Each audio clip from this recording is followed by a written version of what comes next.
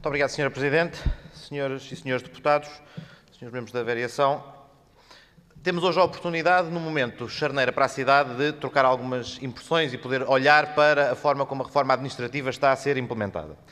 E é importante termos presente o histórico que nos trouxe até este ponto para podermos, de facto, ter presente qual deve ser o rumo que nos deve guiar na concretização deste elemento que me parece ser histórico para a cidade. E, de facto, é histórico desde logo porque racionalizámos pela primeira vez na história da cidade as freguesias, dando-lhes capacidade de intervenção, porque estruturadamente estudámos qual era a realidade da cidade em cooperação com a Academia, promovendo a transferência de competências que há muito já eram, aliás, executadas pelas juntas de freguesia. Olhámos de forma participada para este processo nas suas várias fases, assegurando discussão pública alargada, assegurando a intervenção desta Assembleia Municipal envolvendo os cidadãos e chegamos a um resultado que no final é sólido quanto à concepção e quanto aos critérios gerais e abstratos para esta reforma. Reforçar a proximidade, dotar de meios as freguesias e dar, de facto, uma capacidade de resposta de proximidade que a cidade há muito necessitava. E é também um exercício validado pela população e isso importa não esquecer. Os resultados eleitorais de setembro passado são também a demonstração de que os cidadãos de Lisboa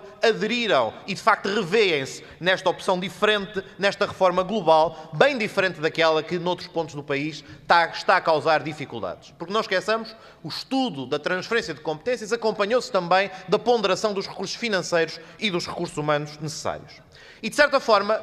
o ponto da reforma em que nos encontramos, o ponto de implementação da reforma em que nos encontramos, em parte já leva um saldo positivo, porque a primeira dificuldade, o primeiro obstáculo já foi superado e é aquele que respeita à agregação das freguesias. Neste momento já temos 24 freguesias na cidade, muitas delas resultando de processos de agregação particularmente complexos e esta primeira dificuldade, este primeiro obstáculo foi ultrapassado com relativa capacidade de resposta por parte de funcionários, por parte dos dirigentes, por parte dos eleitos locais.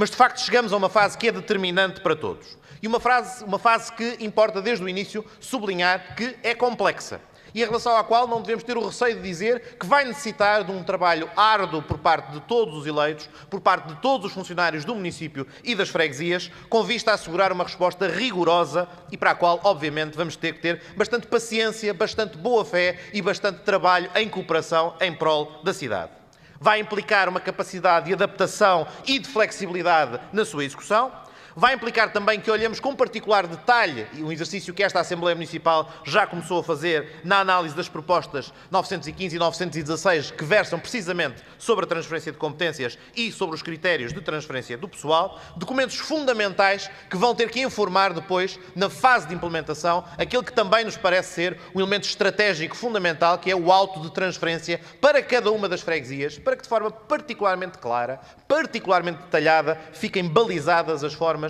de gerir a cidade de Oravante. Portanto, neste processo encontramos fundamentalmente três grandes eixos que importa ter presentes na análise que vamos realizar. Em primeiro lugar, um processo de definição de missões e de espaços estruturantes, encetado pela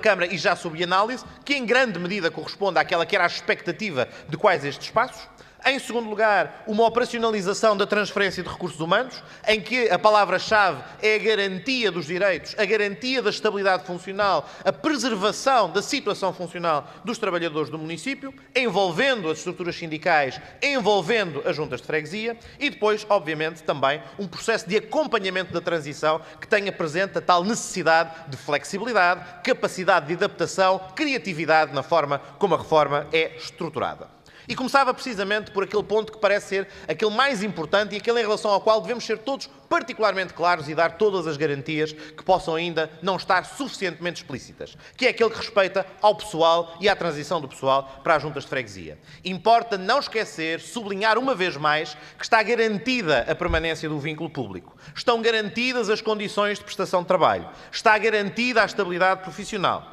Estão definidos critérios que são objetivos e que permitem acompanhar quer a transferência de equipamentos, quer a transferência de missões e de funções que, não estando territorializadas, vão implicar também transferência de pessoal para as juntas de freguesia. E também, obviamente, a garantia do estatuto naquilo que são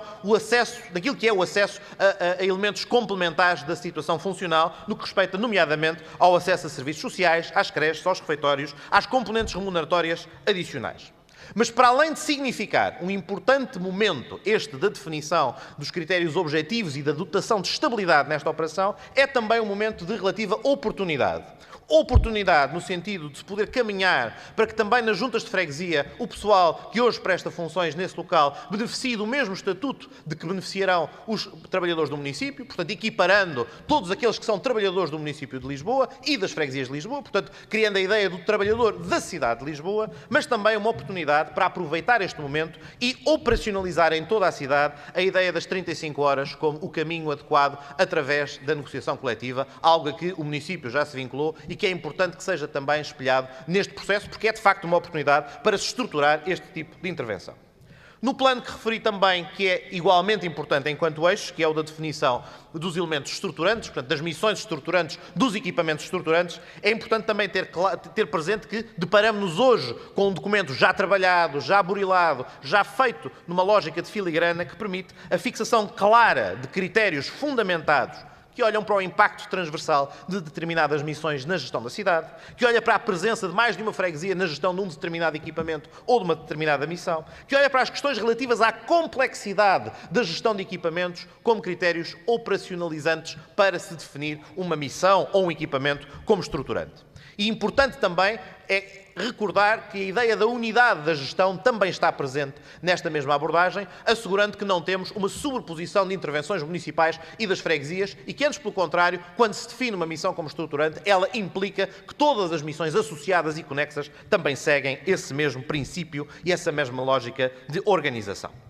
Finalmente, o eixo importante também, que é o do acompanhamento da execução desta matéria. Ou seja, por um lado, coordenar as intervenções para que, quando receberem as competências, as juntas de freguesia tenham, de facto, os meios, não só humanos e financeiros, mas, particularmente, os meios no plano da operacionalização das competências que recebem. Aqui são importantes matérias como a garantia de que os recursos informáticos necessários para as tarefas de licenciamento, por exemplo, estão articulados e estão operacionalizados com o município, mas também a ideia de que é fundamental acompanhar as transferências de competências e de pessoal com manuais procedimentais